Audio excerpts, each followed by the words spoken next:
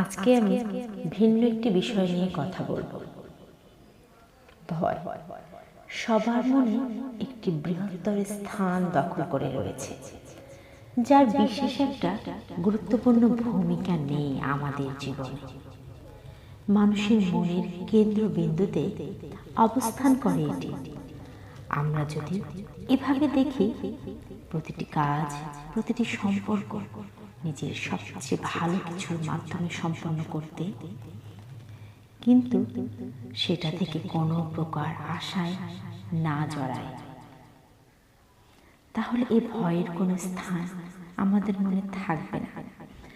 থাকবে শুধু নতুন অনুভব, হোক সেটা কাজ, সম্পর্ক, চাকরি, সংসার। সেই ভয় ততক্ষণ জীবনে বেঁচে থাকার খুশিতে পরিণত হবে। সৃষ্টিকর্তাকে ভালোবেসে সেই ভয়কে জয় করে মন থেকে নির্মূল করে জাগতিক কর্মকাণ্ডে লিপ্ত থাকতে হবে। তখন আমরা আমাদের মনের গভীরে যে শান্তি অনুভব করব, সেটির বর্ণনা করা একটা বিরাট বিস্ময় হয়ে দাঁড়াবে।